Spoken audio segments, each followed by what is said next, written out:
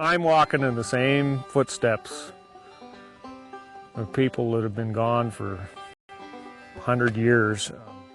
Every day, I'm walking in the same places, going down the same trails, riding the same places that my great-great-grandfather, my grandfather, my grandmother, my mother. Every day, I'm conscious of that.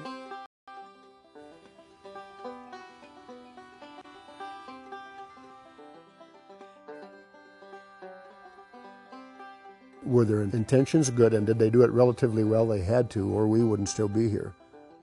You know, I'm sure that to a certain degree they felt this resource was unending, but I'm also sure that they didn't intend to abuse it. You know, they intended to leave the table set for those that followed.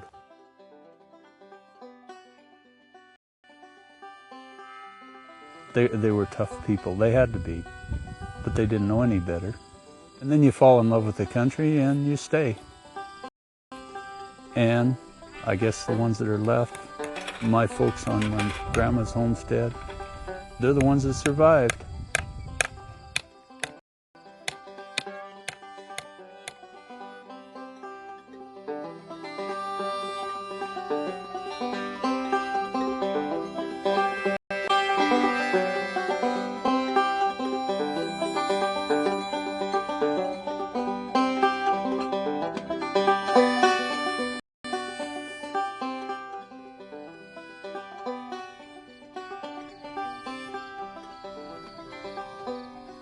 The government sent a letter to Dad and Mother and offered them $3 an acre for this homestead.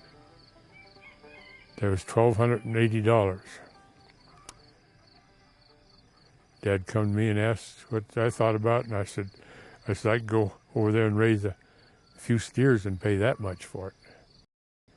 So I moved back here on 1st of May in 1939. I had $15 cash. I'm still here today.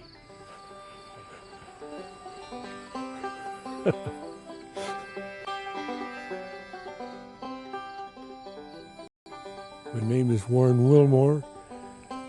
I was born in Lewistown, November 8th, 1921.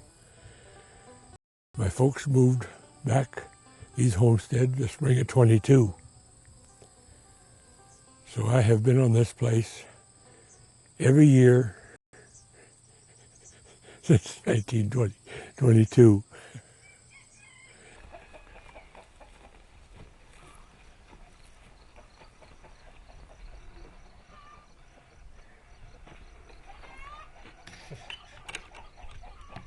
I've just had a little flock of chickens all my life.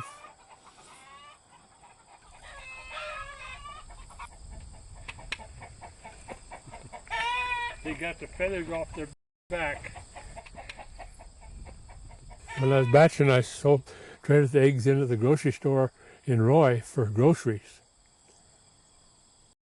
And so that helped pay the grocery bill.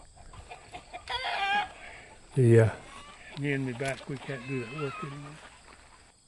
Had a plant in Lewistown that froze them eggs, and then they were shipped to the cookie factories and that. And there was also the cream, where we delivered the cream in Lewistown was the cream station. They made butter. And them are all gone now. On the north side of Crooked Creek, from U.S. Highway 191 to the Musselshell River, my mother's original house is the only one that's still standing and being lived in. It's been built onto, but it's all the rest have gone. Well, we still live in the original homestead with additions. My office, that I call my office, my junk room, was once the bedroom, and what is our kitchen was once the kitchen, dining room, bed, everything in it.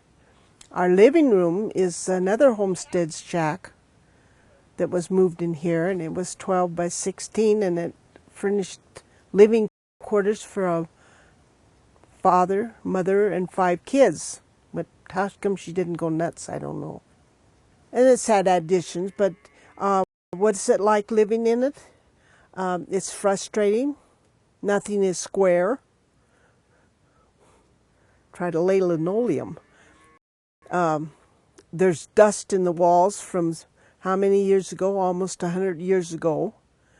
That seems to make an appearance on the hour, every hour, and coat everything. I'd like a new house. I want a new house. But I don't want it in town. I want it out here.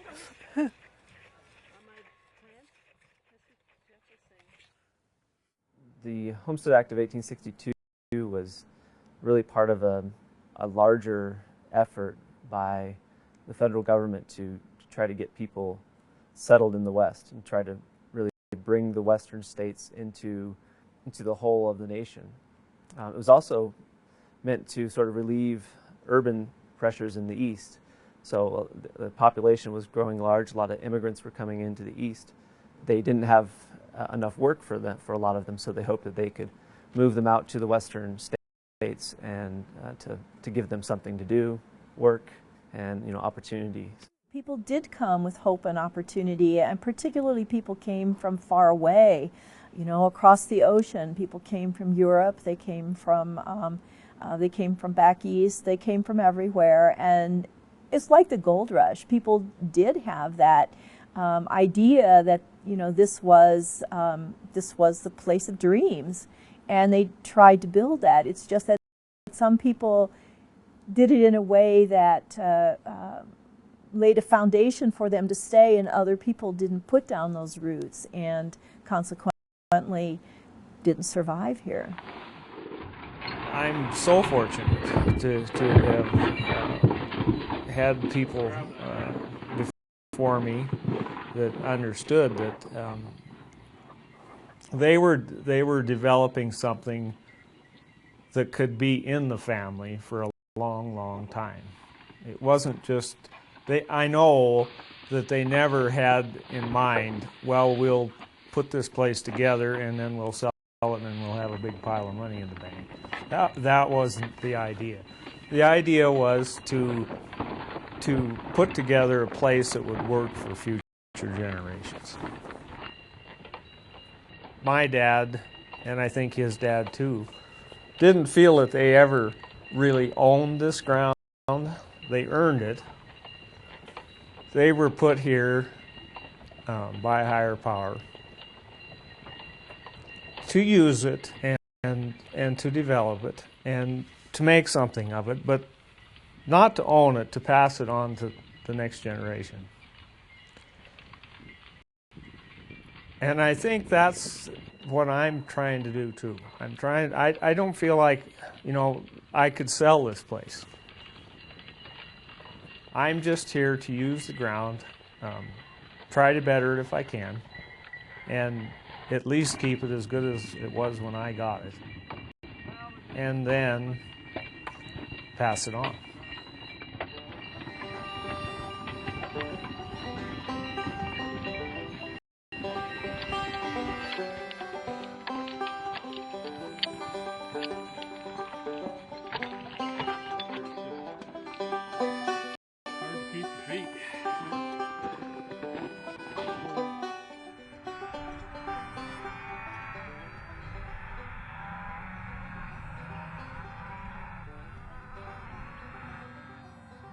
It's very much an honor and a humbling thing to be gifted the opportunity to be one of the caretakers of the land, to be one in the line of people that have helped sustain and evolve with it. The real soul of the ranch, I think, and the soul of ranching is in, it's somewhat tied to the land and tied to the generations. There's a responsibility to pass it on better than you left it. And in the bigger scheme of life, why we're here and how we'll be judged in the future as to whether we did well or not. I suspect it is how well then that we steward this land and the community and the relationships in the time that we're here and in the time that we can affect it. And if we're able to do that in such a way that we're able to sustain ourselves, leave the opportunity there for the next generation, I suspect the effort and the opportunity to do that keeps us moving on.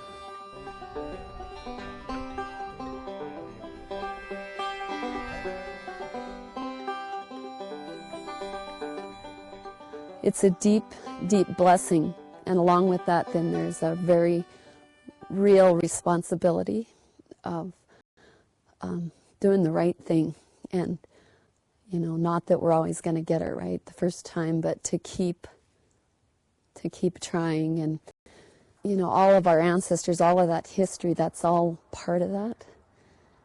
Like, wow, these amazing people before us, you hear of all the things they did and the hardships they endured, and then you think, what do I do to make things better than I found it, with the land.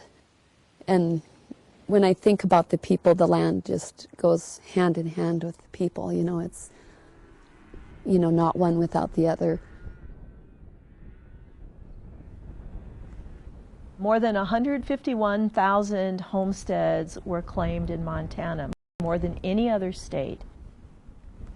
You had to make improvements to your land, and you had to put buildings there and plant acreage, and you had to do that within 5 years in order to prove up on your homestead. Essentially, it was free land available for whomever would want to come.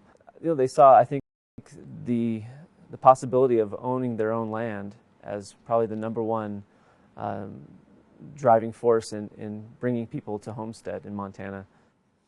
A lot of the homesteaders who came were tenant farmers earlier in their lives from the places they were coming from. Back east or in Europe, they would have been essentially renting the land they were farming, and they couldn't make so many of the decisions in their farming. So the idea of coming to a place where they could own their own land, make their own choices, and have that freedom and the opportunity to make something of it, not necessarily make a fortune, but just make a living for their families and to be independent and free. That was, I'm sure, a driving force for many people.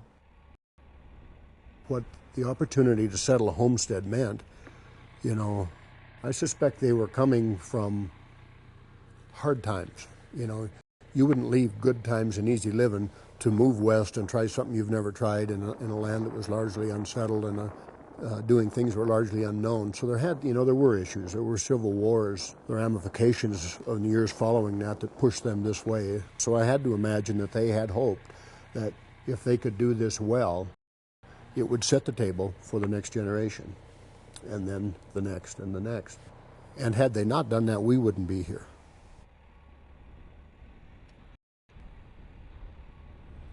I think that our ancestors, mainly what they saw, was opportunity, the chance to own their own land.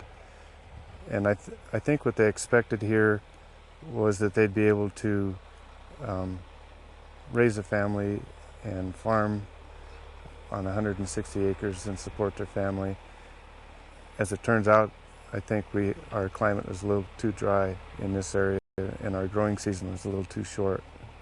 So the homesteaders that were able to survive and thrive were the ones that ended up having a cattle operation, and that continues to be source for our operation is abundance of grass, and how we take care of that is what we're charged with.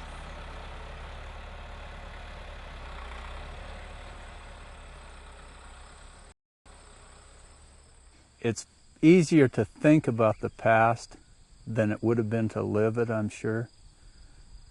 I can't imagine coming out here with a family and this is home, and say it was the 1st of October, winter coming on, 5 kids, and you build a 10 by 10 shack, no insulation, no firewood, no water. Had to be wonderful, because some of them stayed. the first homesteaders in this country. And you look out here and it's rolling hills and sagebrush, and coming out with a wagon, water maybe 20 miles away, timber to get firewood, depending on where you were here, 5 miles at the closest. Can you imagine how hard that was for them? Everything in those times compared to what it is now was hard. Everything you did was hard. Everything was hard labor. From eking out a living as a woodcutter or a timber, everything was with an axe and a saw. Everything moved by horse or oxen. If you went to town, you rode a horse, and so it was tough. Everyday life was tough. But of course, they didn't have the view that we have now. They weren't looking back at that. That was the way it was at the time, and I don't think they considered it hard, really. Most of those people, my grandparents included, came from pretty modest means. They grew up with not a lot and had to work for everything they got. I think my grandfather probably had a 4th grade education when he came here. So they weren't used to a lot of luxuries, and they were used to hard work. But doctors were scarce, dentists were scarcer. I think everything was, it was just tougher to come by things. The necessities of life were harder to get, and I think they appreciated them more, probably, on account of that. But it was a time when you didn't travel a lot. And when you made a trip somewhere, you made it count. I mean, you got your things done, and you might not be back to town for some time, so.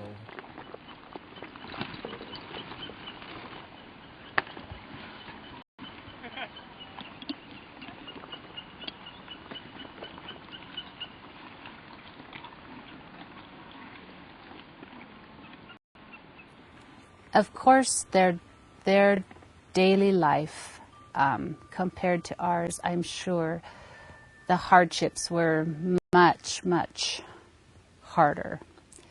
But there's something about doing a hard day's work that's very satisfying. And so I can imagine that, if you just came out from back east, it must have been very exciting for them.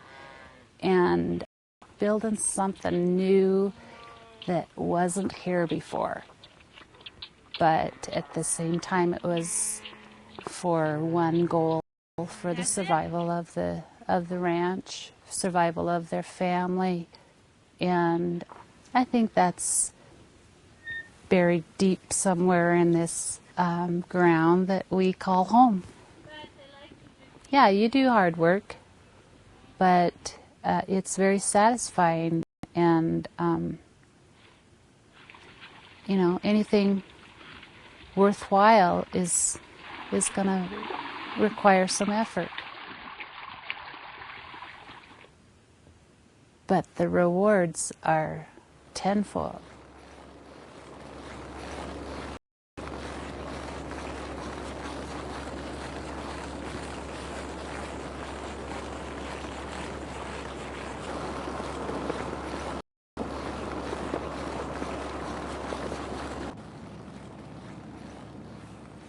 I know weather was certainly, or winters certainly would have been a challenge to them. Initially, they tried to get through the winters without feeding hay or putting up hay, and they learned that they had, sometimes they could get by without doing that, but basically they had to learn how to harvest hay, and at that time they're just, all the equipment that they had to them was something that they had to make. Before beaver slides, they had horse-drawn mowers and overshot stackers. I'm not even sure how they worked, but they put their hay up loose. A lot of them would get it in their barns. Everything was with horsepower.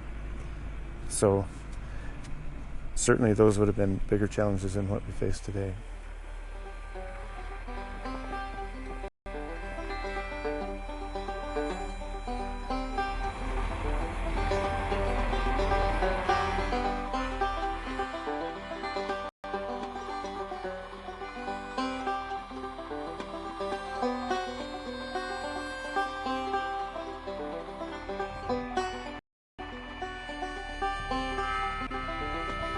Thank you.